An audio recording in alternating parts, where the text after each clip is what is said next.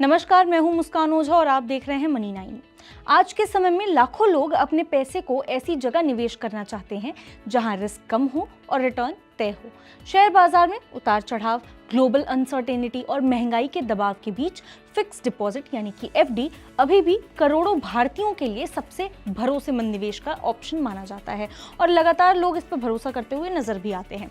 खासकर रिटायर्ड लोग, senior citizen और वो लोग जो अपनी मेहनत की कमाई को सुरक्षित रखना चाहते हैं, मतलब एक सेफ ऑप्शन वो ढूंढते हैं, उनके लिए एफडी आज भी सेफ इनकम टूल मानी जाती है।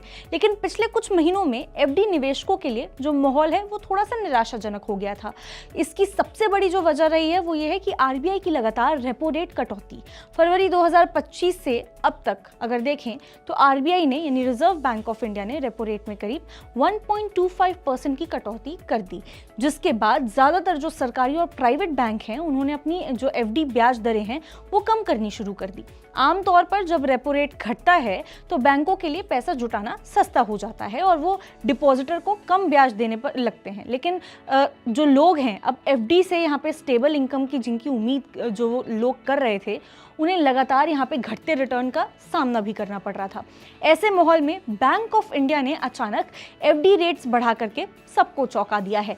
यही वजह है कि ये खबर सिर्फ एक रेट हाइक की नहीं है बल्कि सेफ इन्वेस्टर्स के लिए राहत की खबर मानी जा रही है।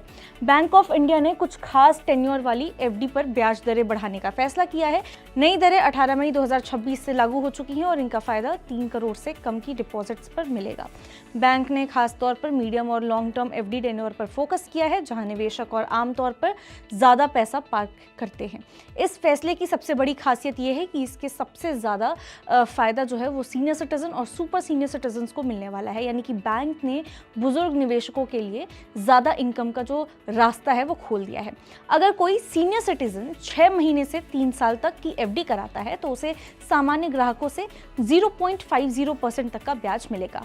वही सुपर सीनियर सिटीजन यानी कि 80 वर्ष 80 ईयर्स से जो ज्यादा जिनकी उम्र है, उन ग्राहकों को यहाँ पे 0.65% तक का एक्स्ट्रा इंटरेस्ट दिया जा रहा है।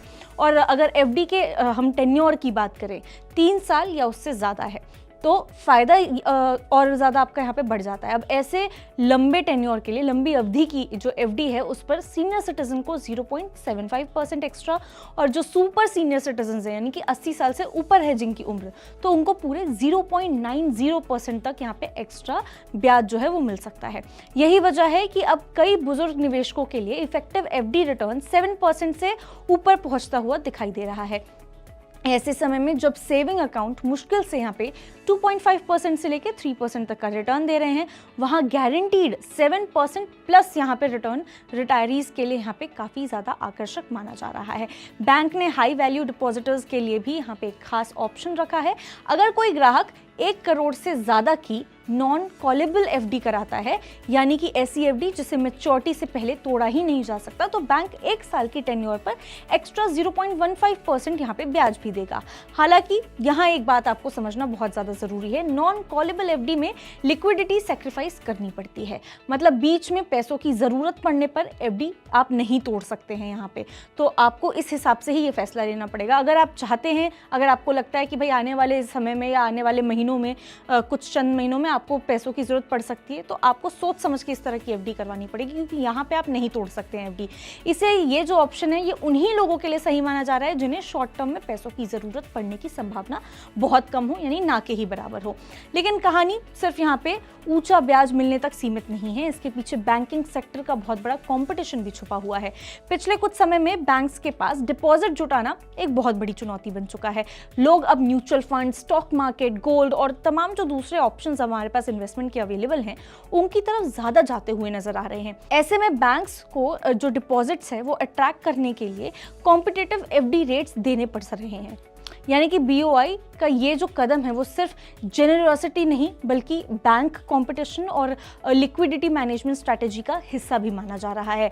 बैंक ज़्यादा डिपॉजिट्स जुटाना चाहता है ताकि फ्यूचर लेंडिंग और लिक्विडिटी पोजीशन जो है वो मजबूत बनी रहे। लेकिन यहाँ एक और ज़रूरी बात समझनी चाहिए कि एफडी सुरक्षित ज़रूर है, लेकिन हमेशा सबसे ज़्यादा यहाँ पे फ़ायदा देने वाला जो इन्वेस्टमेंट है वो नहीं होता है, क्योंकि असली जो फ़र्क है वो टैक्स और इन्फ्लेशन के बाद बचने वाला जो रियल रिटर्न है उससे पड़ता है।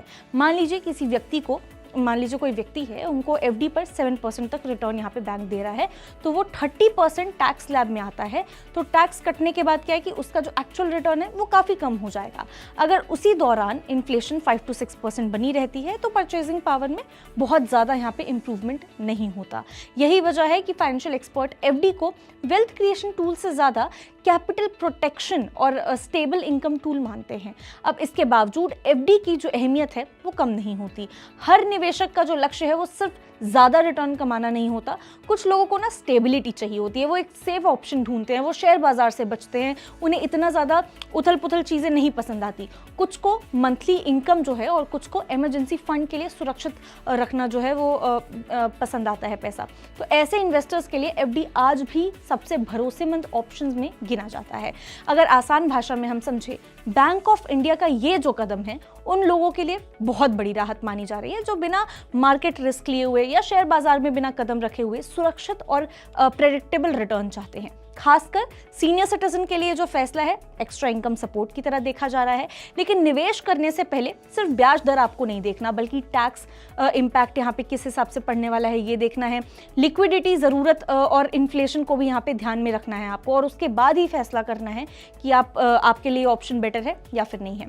आप इस बारे में क्या सोचते हैं, क्या कुछ है आपके थॉट्स, आप हमें कमेंट करके ज़रूर बता सकते हैं। ऐसी ही और खबरों के लिए आप विजिट कर सकते हैं हमारी वेबसाइट money9live.com और सब्सक्राइब कर सकते हैं हमारा यूट्यूब चैनल Money9। मिलते हैं आपसे अगले वीडियो में, तब तक के लिए नमस्कार।